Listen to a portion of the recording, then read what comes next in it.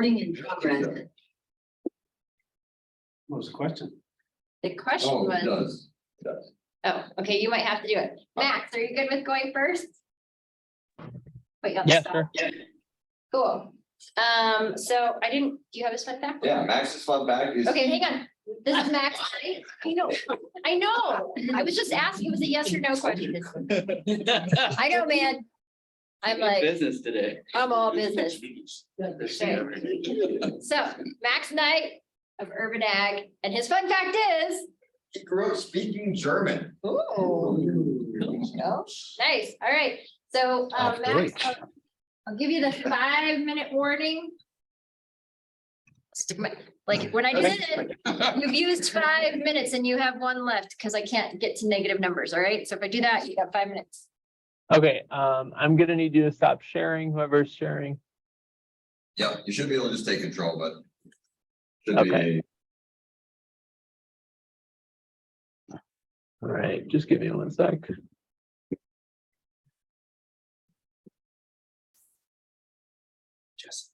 Is that full screen now for you? Yeah. All right, great, cool. So my name is Matt, and I'm the co-founder and CEO of Urban Farms.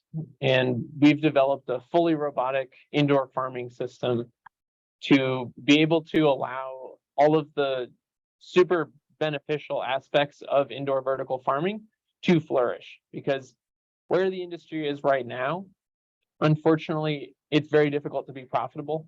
And we believe we've cracked that code.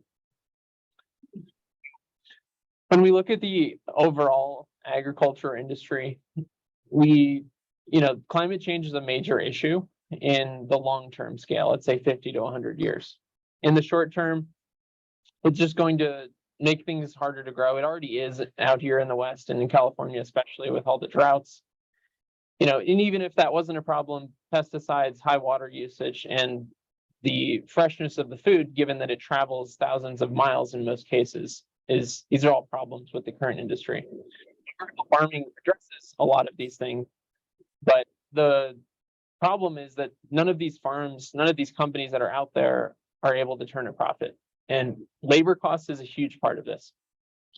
So, automation is kind of the obvious answer to that. And for these companies that are already out there building their farms, it's difficult for them to automate while they already have orders, and they can't necessarily shut down their whole operations and build out those that infrastructure to do that automation.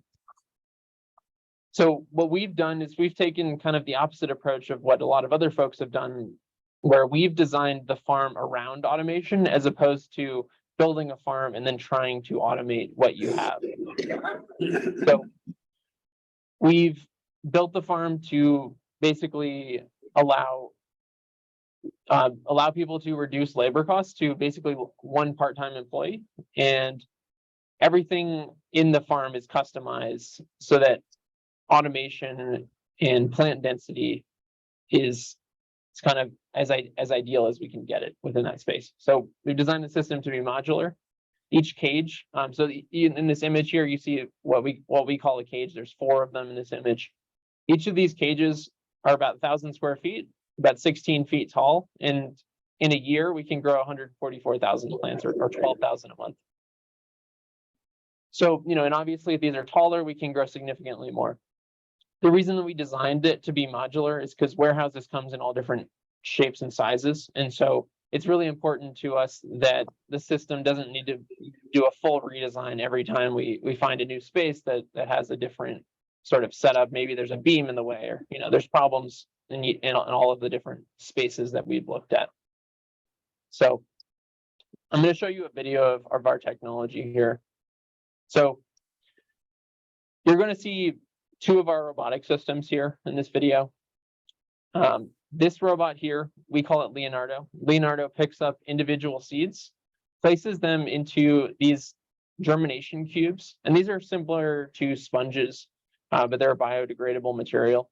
And so basically, once this tray gets filled up, the robot will put it into a nursery area, and it'll spend about 2 weeks there. It'll get all of the water and perfect lighting conditions that it needs. And then when it's ready, when the plants are starting to crowd each other out, they will, the other robot will pick it up, transplant it into the main hydroponic system. And then when those plants are done growing, about 30 days later, that same robot arm will pick up those harvested, those fully grown plants and place them into a basket. Those baskets then get stacked onto a pallet, and then a separate robot picks up that pallet and loads it onto a truck. So the magic of the system is that it's really modular. So you can't see it here, but the system is actually hanging on ropes. And what this does is allows us to scale really cheaply. If the system gets wider or taller, depending on the configuration, the cost is essentially the same because all we need is more rope. And in addition to that, the system is also able to easily adapt to growing fruiting crops like strawberries and tomatoes. Sorry. There we go. So, none of this stuff matters if we can't turn a profit. And that's, really been our focus from the beginning with this whole design process. So by cutting out labor, we're able to achieve industry leading margins. And so if you look at our chart on the left, we start at $1.40 and then we cut off 20 cents for trade fees, shrinkage or spoilage, and broker fees. Then from there, our variable costs are mostly electricity and our fixed cost is mostly rent. On top of that, we're also including 9 cents for transportation, which is a refrigerator truck driving around town making deliveries. So when you look at our competitors, the industry leading margins are around 15%. And those are all kind of traditional growers. The controlled environment agriculture players like Calera and AppHarvest are all losing money. And that's due to labor costs, and that's also due to the fact that they're not able to sell all of the crops that they're growing. So we're starting with leafy greens, and the reason for that is that leafy greens is a large market. They're easy to grow hydroponically. It's well established how to do that, and it's easy to do that, to harvest them robotically, because if we're doing strawberries or tomatoes, you need computer vision to identify where the fruit appears. But with a head of lettuce, if you plant it in that location, it's still going to be there in a month. So our go-to-market strategy is to keep things simple initially and just sell to local institutions that are able to wash and chop that produce in-house in their own kitchens. So we're selling to University of Colorado Boulder, Google, Nude Foods Market, and Guggenheimer, which is a contractor of Google. In phase 2, we'll develop automation to wash, chop, and package in-house. And then we'll be able to sell to local school districts like Boulder Valley and St. Vrain Valley, and as well as partner with larger food distribution companies like US Foods. In the long term, we do have the option of going retail. Initially, when we do that, we plan on going private label. So this is basically the supermarket brand, if you're not familiar with that term. And the reason to do that is they already have the shelf space. So we don't need to spend a bunch of money on marketing and branding and, fight for that real estate on the shelves. Long term, we always have the option of doing our own brand, but we don't see that as the best option to start with. So these are our pro forma. I'll go through this fairly quickly because we don't have a lot of time, but this is exclusively based on lettuce. What the plan is in year 3 to become EBITDA profitable. And this is also, we have to add additional capacity. The first facility is just going to be 2,000 square feet of growing area. And that is basically just our pilot facility to prove the concept. Then we'll grow an additional 8,000, grow to a second facility of an additional 8,000 square feet of growing, and so on and so forth. Max, you're coming up on 8 minutes, so let's wrap it up. Okay. All right, we're raising $2 million. That's the breakdown. Our IP strategy is currently trade secrets, but our systems are patentable. And we're basically ready to go. We have a warehouse that we've started leasing. We have customers, production quality robotics. And this is the team. I'm just going to leave it on the team slide here. And do we do questions now or do we do that after? Yep. All right. Thank you, Matt. Sorry, I normally do this over about 15 minutes, so it's do a you different have format. Do you have a specific request for feedback? Yeah, so this presentation is geared towards investors. And yeah, I think in terms of feedback, one of the things, and maybe this is easier to do after we've had a couple of questions and answers, but I think one of the things I want to be better at, and I've gotten a lot of feedback around this, is I want to make it more clear what makes us different from our competitors in terms of, we're not the only ones doing vertical farming. We're not the only ones doing automation or robotics in that space. And so it can get really technical in terms of like how we're differentiated. So I want to find like simpler language to describe that. Okay, great. Who'd like to get us kicked off today? Go jump in. So great presentation, Max. The thing that I think I would, particularly given the comments you just made, is I would have a slide that focuses on your competitors, the existing ones that are out there, and then also speak to all the other things that are probably being developed in the garage right now that you don't even know about, because that's going to be your competition. I think you've got a challenge in that you don't know what's out there, because there's a lot of, you just said, there's a lot of people talk about this. So I think that's where you want to focus on how you're different. And I think spending a little less time with the video in your presentation will be good. Maybe just do half of it, because I think what people want to do, well, your investor audience is going to want to see how you're going to make money. And if you pay attention to how you're different from your competitors, maybe even speak to some of the automation you're doing that's different than other folks out there, I think that will work to your advantage. That should also show up in your financials as well. Thank you. Sir, I don't remember your name, sorry. Bill. Bill. Max, real quick, the thing that grabbed me on your presentation was the flip of, instead of saying automating farming, it was building farming around automation. That's got a hook to it, and I would play that one if I were you. Thank you. Yeah. Thank Yeah, Max, great presentation. I love the use of the way you used the video was fantastic. Kind of using it as a background while you were telling us about the system. On the competitor slide, you highlighted a couple that seem to be losing a significant amount of money. So to me, that tells me that they're investing in something. So I would want to know what they're spending their money on. Why are they unprofitable for now? And what type of competitor will they be in the future? Yeah, sure. So, I mean, I think what I could do is explain this a little bit more, but that doesn't include their capital expenditure. So that's just their cost of goods and services, or cost of goods sold. Okay. Yeah. Bill. Yeah, great presentation. And I think you did do a good job talking about how you're different from the others.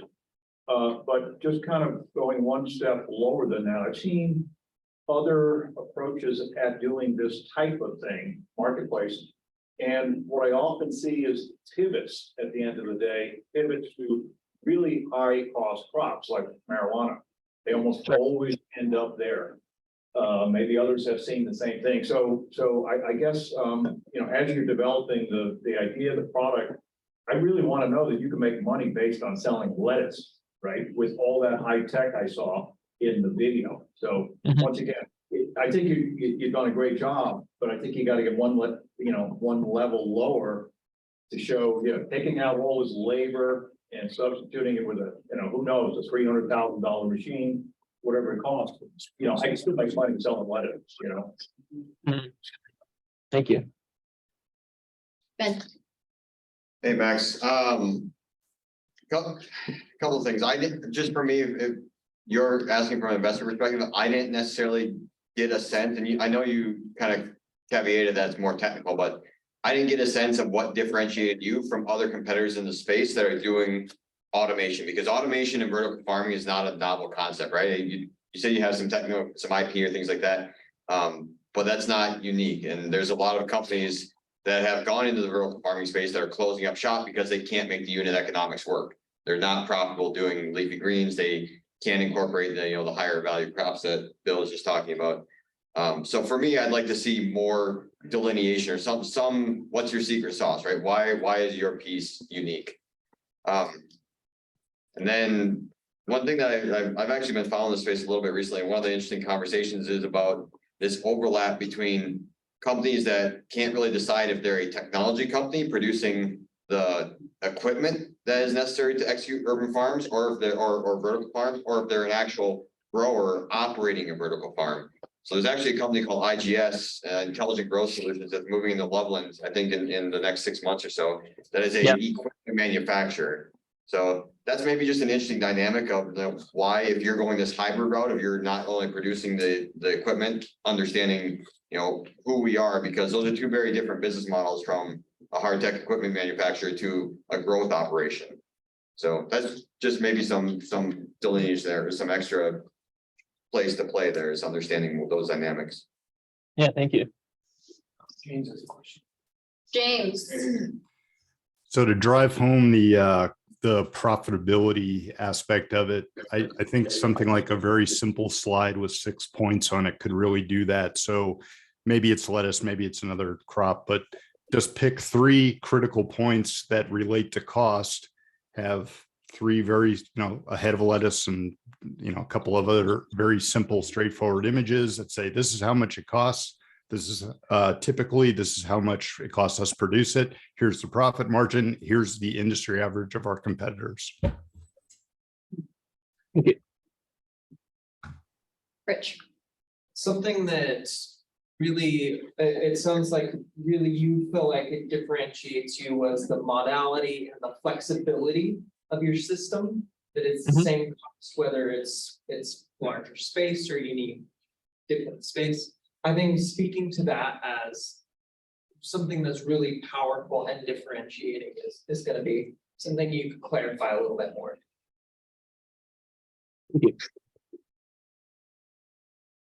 As follow-up thought of that, I don't remember if it was like your second or third slide. On one of them, it had text that said, we build custom solutions. And then on the very next slide, you talked about the modularity of your solutions. And those to me are two like counter perspectives, right? Like, so maybe there's something there, just making sure if that is your secret sauce, if the modularity piece of it is, they're not necessarily all custom. They're custom to the deployment, but the actual equipment that you're providing or manufacturing isn't necessarily custom. So that could help alleviate some concerns about the expense of doing those deployments.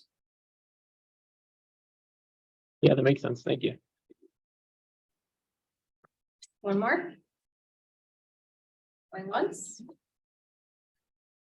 Going twice. There's a question online. Like, how many FTOs and vertical operations are replaced by robotics? What land acreage does one modular ... Replace. Replace. I think they meant FTEs. For full-time employees, yeah. I think you had in there somewhere that was like one person to one It part-time was person. one part-time person, but how many people does that replace? Like, how many are in? Compared to the competitors, right? Like everybody's saying, how many Mhm. employees competitors have? Yeah, those would be really good numbers to have. Cool. Okay, all right, well, thank you so much for presenting. Thank you. Grab your second cup. If you're not quiet enough to hear me tell you to come back, I will whistle. Jenny, go get your cup. Scott? Oh, maybe. Is that James Anderson, by the way? No, I haven't met her again. How are you? I'm good. Yeah. Nice to meet you. I'm Jen. Okay. Right, yeah, just a couple of years ago, so, actually 3 years ago. Yeah. I'm sorry? 2020. Yeah. From Tucson, Arizona. Hot. Yeah. Yeah, very. No,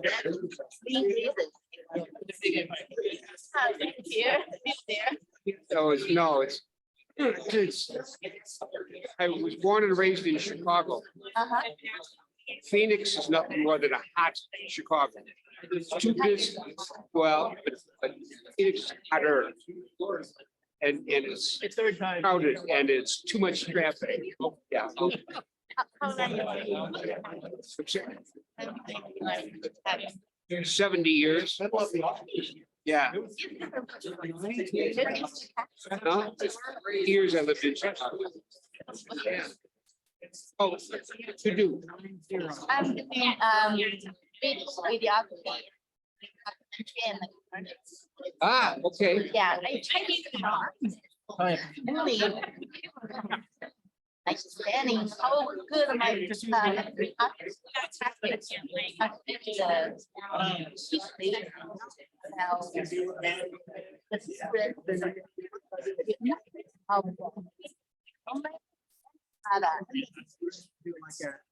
So tell me about the product again. What is it that you? I shoot videos and make the photos and like Okay. that, yeah. Not just video, like video. So then who do you sell this to? I sell to. Wow. So this one more time. He is. I got no stress. Okay, and then you know how to share. Graduated from the department here. Okay. So I reach out. We the small phone. Yeah. That much, but the video is like. Oh, yeah. Oh, yeah. Do you have your little clicker thingamajiggy? Might. I mean, you tell the product, tell the, what they want to buy. But in the other field, I just- So. What I want to do. Bring it back. Nice meeting you, Jessica. Bill. Bill. Go ahead and listen. Come on, it's really cool. Yeah, let me get it. Guys. All right. We've got our very own Eric McClure with Mainn, and he's got his sound on, so we're echoing. Yeah. Echo.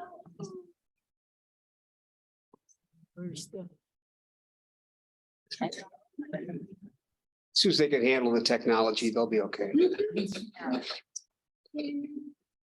I'm not the tech guy, so. That's what everybody says. All right, well, Eric's fun fact. He started out as a salesman, selling newspapers door to door. 15 years old, bought my first car with them. There you go. Good thing you're out of the newspaper business.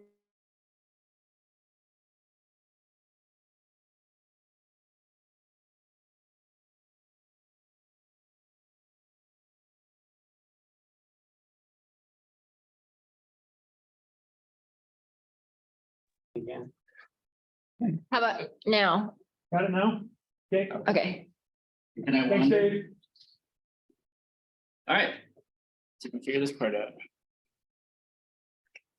There we go. All right, so I'm here to present our idea, our business that we're building. And this is the ask for everyone here. We're going to be pitching to potential investors, so that is the audience. So just trying to make sure that do you understand the problem that we're looking at here, the solution, the go-to-market plan, and what questions do you think we should answer today? And this slide is just for this group because we have pitched here a lot. You guys have seen this evolution of us going from really broad, boil to ocean, to extremely experimental, try everything and anything, and we learned a ton along the way, to really focus, which is what we're to share. We're here to share what we're doing now. this is where we found our focus. It was not something we expected, but chambers of commerce, as we immersed ourselves in the community, we found that they really are the conduit for local business to engage and advocate. There's about 7,500 chambers of commerce in the United States, and they are all completely independent. They are not together. There's some networking, sure, but they operate as independent businesses with their own budget, their own advocacy agendas. Our local Fort Collins chamber here, right around the corner, has about 1,200 members. And this is just 40 of some of their bigger ones. And as we dove in and got to know the different members and the leadership here, we started to see one of their biggest challenges is maintaining these rich, important relationships with this one-to-one aspect at scale. Again, 40 members here with you, if you imagine 1,200 with just that staff, it gets really difficult. And we've seen that on average, chambers need about one full-time employee per 100 to 200 members. And as we got to know their leadership, they opened up the hood in terms of their operations for us a bit more. And that's when we really started to see the problem. They're stuck in the 90s, guys. This is their software. It is horrible. These are actually two different softwares. This is a product called MemberClicks, which is owned by Personify. That's what the Chamber of Commerce uses. This is actually our main profile there. Apparently, we've got 325 leads to our business. I don't know where those are. And then this is the Windsor Chamber. They use another popular one called Chamber Master Growth Zone. They're actually surprisingly expensive. And you talk to leadership and they say, yeah, it just takes care of the dues. That's about the best. So it was painful to see, but a little nostalgic. You know, we thought, yeah, we remember those days. So really what we saw is that this is an opportunity. And that's where we're really focusing. A vertical market software specifically for chambers of commerce, where we think we can add structure and automation and gamification to really optimize their operations and help them do their mission, which is very much in line with ours in terms of serving local business and making an impact on your community. And so actually to go back, you know, really the goal is to focus on this member engagement, right? We know that if we get folks interacting, members interacting with each other, it creates a wealth of data. And that's really what the chambers need. They have little to no data on their members. As you can see, they think I've got a bunch of leads here, and that'll help them drive change, engage with their community more, and ultimately advocate a lot better. But we also know to get to this point is not an easy task. That is the cold start problem. How do you get users into your product, utilizing it to add value? So we devised a pretty straightforward go-to-market strategy here that we've actually already started testing.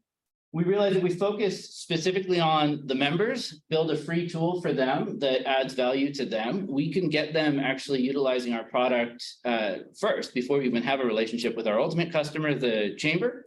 So we did this. Peter actually already built a quick MVP for this, where it's simple, it's not terribly complex, but we've been to a bunch of these chamber meetings where, you know, they've got red carpet events, and I have all of the cards that you collect here. And it's just this sort of weird, like, what do you do?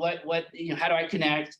And I've never emailed anyone back because, again, this is not effective. And so this simple first thing that we built allows Beth to have just a straightforward profile. And this isn't reinventing the wheel. You can do this with LinkedIn, but the difference with LinkedIn is that's more of an employee base. It's broad. It's not at all localized. We're really focused on these chambers, and they have these direct personal relationships. How am I doing on time? You're 4 Okay. And it worked really well, because the other thing too is we can then focus on that sort of process and life cycle of this in-person chamber engagement. So Beth's able to meet someone new, pull up that profile. She had folks go ahead and scan it, and it brings up first a welcome for them to register into Mainn. And again, this is a chamber to chamber, so we're able to understand which chamber they're a part of. We created really simple ways for Beth to just notate that I want to follow up. Like maybe I met Mike and sorry, but yeah, follow up and it'll remind me. We built an ability for people to communicate as well. So that way it also can remind you, go meet Peter, ignore Bill, or sorry, Mike. ignore me too, that's okay. Guilty by association. And the beauty is this sets us up for a pretty straightforward B2B SaaS play by leveraging that member distribution to be able to then gather that data, get people interested, get people utilizing it. This is more my wheelhouse. I've led sales operations for both scrappy little startups as well as large public companies. And from here, we start getting leads. And another really important, interesting thing we've noticed is a lot of local businesses tend to be members of multiple chambers. Because again, they're independent. We've got Loveland, Windsor, Greeley, all of them have their own chamber. And so we're hoping we can start getting a little virality as we build that out. We're going to be pricing pretty straightforward SaaS product to the chambers, targeting to get a 30,000 lifetime value with customers. And it sets us up to build a really healthy, profitable business. This is our team. They invited me in when we were still thinking boil the ocean and have gotten really focused. And surprisingly, they let me lead this thing. So here I am. And the thing that's important too is my background is in verticalized software. Brandbot, MindBody, and McClure in particular were vertical softwares in fitness industry. So we built software that wasn't necessarily reinventing the wheel, but was so focused on that vertical. Brandbot was essentially a HubSpot, but for fitness studios. And McClure and MindBody are business management softwares that allow someone to run that. There's a million different business management softwares, but when you get into these really focused objectives, you're able to build with intent. We just hired Andy. He's starting this week. We're really excited to announce that. This will be the 5th company I've worked with Andy at, so I know him well. He's an incredibly talented engineer and does all the fancy words underneath there. And so we are actively seeking funding. We already raised the friends and family round that's going to get us through building out this MVP a bit more and obviously executing on a go-to-market. So we're hoping to gather a lot of data, but we're trying to lay the groundwork now early and start these conversations because we know we need to raise end of the second half of this year. Primarily for engineering, sales and marketing, and hopefully customer success for all the customers that we are going to have.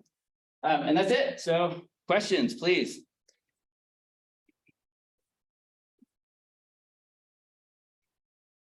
All right. Dale. So I really like that because I'm a member of the Loveland Chamber and have been for 9 months and I've had no value at all. So, and the software is clunky, it's not intuitive. The only way I can meet people is go to an event, pass off a card. I don't have time for that. I got some extras. Yeah. What are you gonna do for that? So I really like that you put it together and I'll be curious to see how you will bring me value through this membership. It feels like it's a little bit like a Match.com too. It really is. We've talked a lot about dating apps. Yeah. Because the other thing too is Really. yeah. I like the connection that you Yeah. can make and bring your profile down instead of looking at 1,000. Yeah.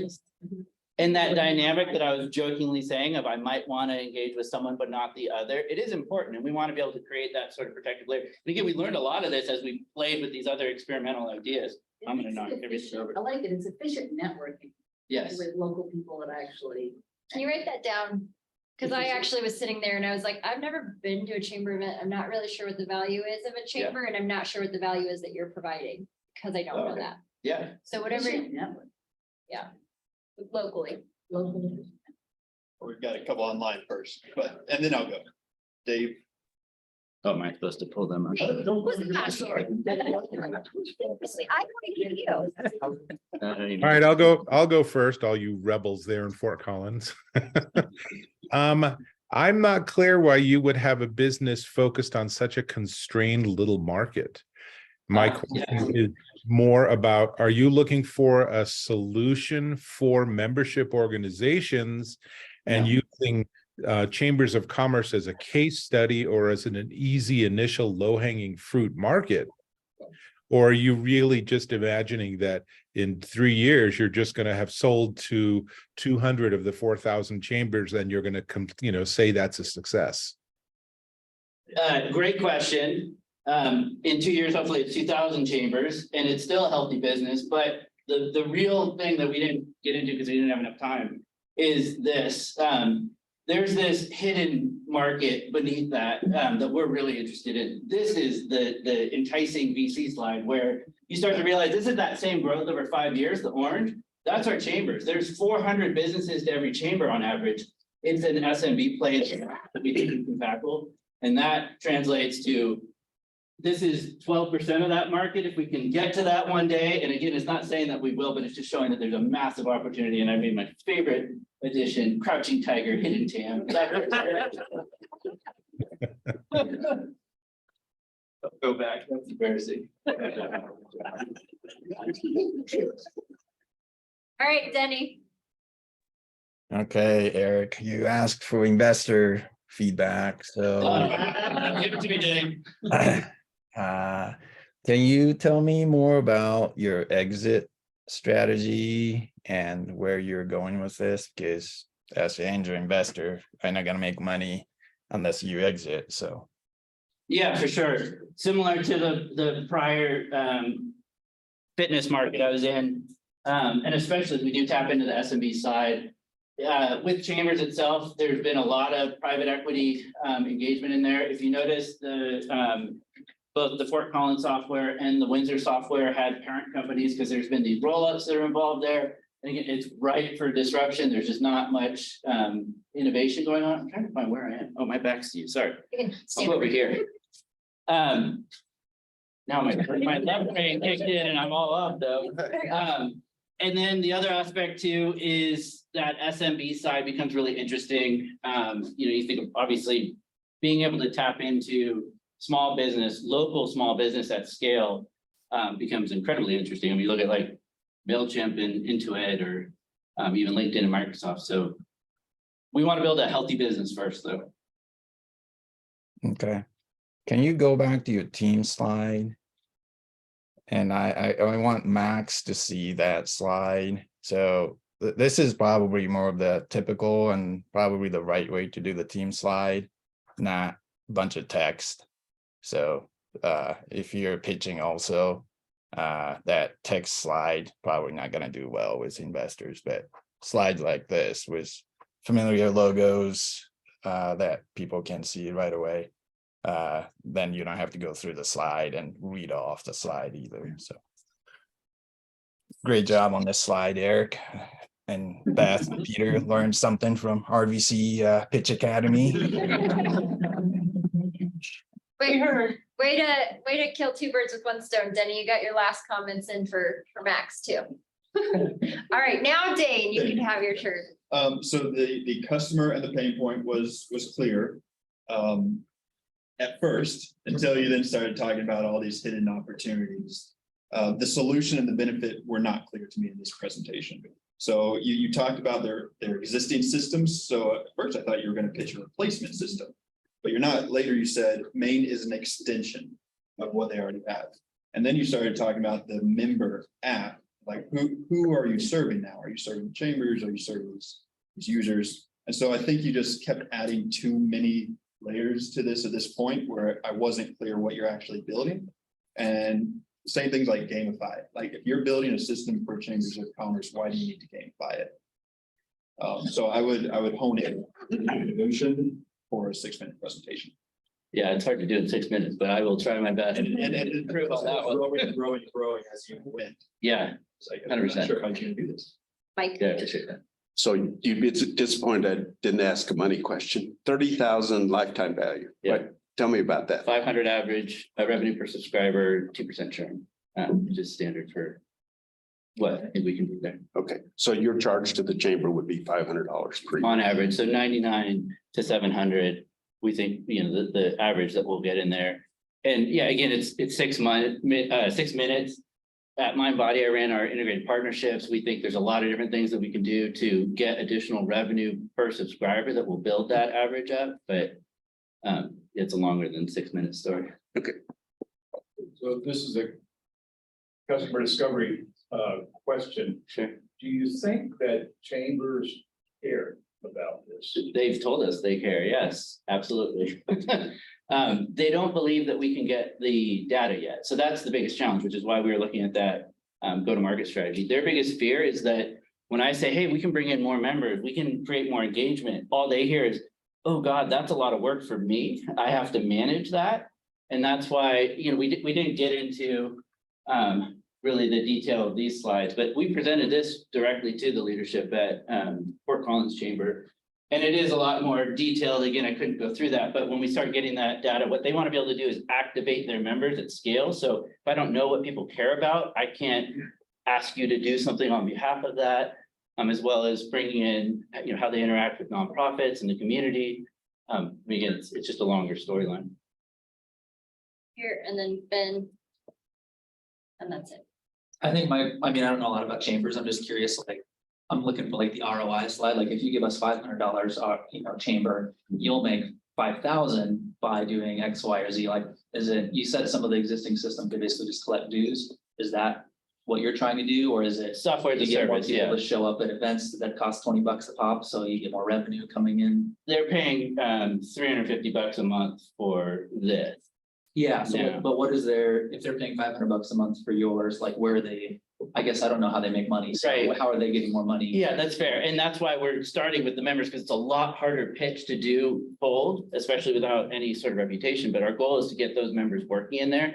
Because at that point, the pitch is a lot clearer. I can articulate that if we actually have this data to show, hey, by the way, you can pay to unlock access to all of this data, as well as communication channels to be able to activate your members. So again, it's build the value first and then say, hey, we got this bucket of free money. If you pay us 500, you're gonna get 5,000. And activating members means they spend more, or they pay? No, sorry, that's a very chamber specific Okay. thing. When they say activate members, it's like, hey, we've got, legislation we need to change, or we've got something that is involving generally government and legislation. How do we get our members as a group to do something? How do we get them involved? Got it. Does that make sense? I mean, I don't still know how the money works. Yeah. It makes sense about getting more active members, like it's kind of like, a CRM, right, for your. It is very much, yeah. But I guess I don't know where they are. Maybe I'm missing something obvious. I just don't know how they'll. Okay, nope, Yeah. nope. Sorry, Ben, we don't even have time for you. No, that's it. Sorry.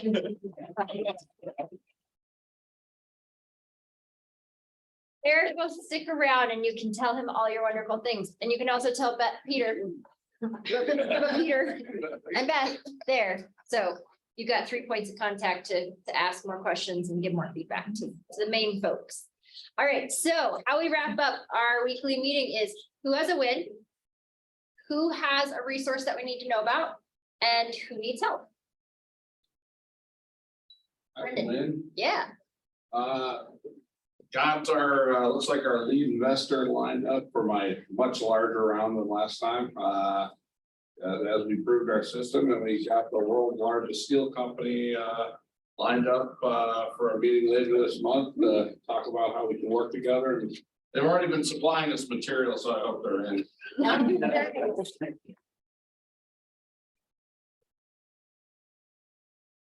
Who else? Who has a win? Who has a resource we need to know about? Who needs some help? Dane. First of all, my sincere apologies for not having enough coffee. Every week up until now, there's been leftover coffee and I've been super caffeinated for the rest of the week. So thank you. I'm glad you're enjoying the coffee. Follow up on resource that Jana had last week about checking your website for ADA compliance. I use Wix. Ooh. But if you use Wix, they have a free built-in compliance checker and it just scans your whole site and tells you here are these steps. So it's a checklist. So just if you use Wix, check that out. It's already built in. That is also true for most engines running on WordPress. Cool. And the resource that Jana shared last week was Equal Web, I think, to make sure that your website is ADA compliant, because the unscrupulous lawyers are finding somebody with a disability to go after mid-sized companies who have assets and suing them for not having ADA compliant websites. I can just tack on, I grabbed the widget off of that website and put it on my site. It's just a little thing that says accessibility, so anybody can click on it and see the flexibility of whatever tools. So whatever they need, it just says like, oh, here's how you do that. And then you can't get sued. So it took like 2 minutes to install the little tool. Done. James. I got a resource for everybody here. So we just got a grant from Microsoft actually, which Leandra was booing me yesterday. I because wasn't she was like, Microsoft products. Oh, I was asking how to get it. The guy across from me. Oh, was like, okay. But the point is, Microsoft owns a load of companies, including Azure for your databases. So you get a credit for that for the full year for your databases. So scale up real fast, real easy. You get Microsoft 360. So you get all their tools, talking Teams, things like that, talking about great benefit. And third, for Peter and Mainn, Bubble. You get a credit for Bubble. Really? And so you can just flip and you don't have to pay that, which I was like, oh. But I thought it was. So my one thought that you maybe were reading was, I was like, is this really a grant or is this more like a drug dealer where they're like? Feel that, yeah. I do use Office, so I would take. I was like, we already were paying the bills for Azure and I was just like, oh, this is amazing. And then the bubble was. Ben, So it doesn't really fit into the categories, but I wanted to make sure that we shout out, we're booked through April 12th. So we are looking for presenters for April 19th and beyond. So if you'd like to present, if you know anyone who'd like to present, please get them in contact with Natalie or email them on the site, or you can get in contact on Meetup or 1MC. Yeah, Natalie joined for about 3 minutes, so yeah, don't hesitate Yay, to. Thanks, Natalie. Jesse. Hi, I'm Jessie. I need some help. I'm doing create video for business. Now I have people ask me doing event videos and product videos in like business company branding videos. like marketing branding videos? Yeah, my approach is through the stories, not just presenting their products. I want to be deeply about why you have those products, what's the value to your customers. So I confuse like things like everyone needs videos. What I should focus on. I cannot serve anyone good. My question is, who can help me figure out what the market, what the kind of Help you with business. your niche? Yeah, the narrow down, I can serve them in my business. So now I have too much things in. You've got the main in front problem of of me. trying to serve everyone. Right. And you do everything for everyone. Videos for chambers of commerce.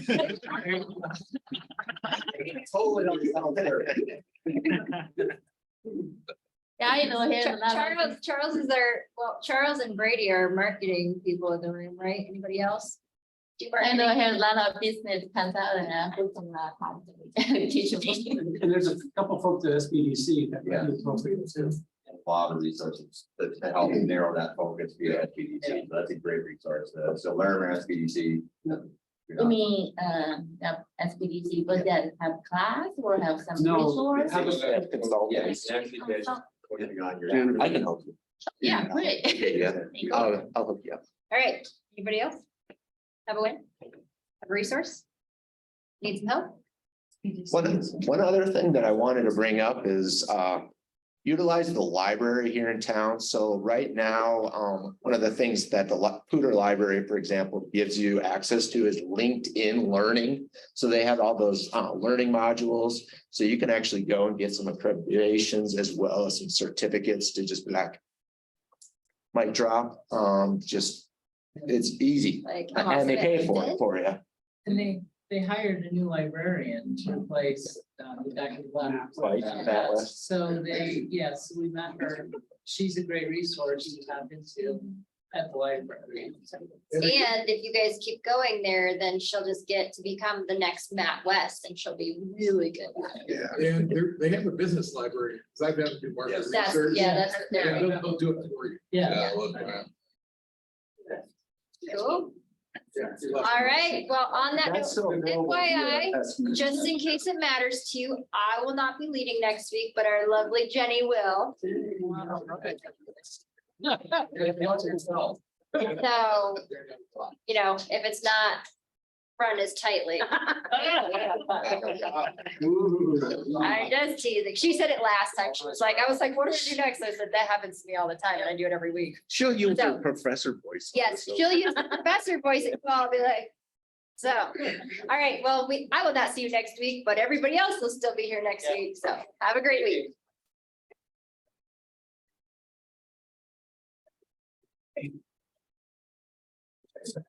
Just. So.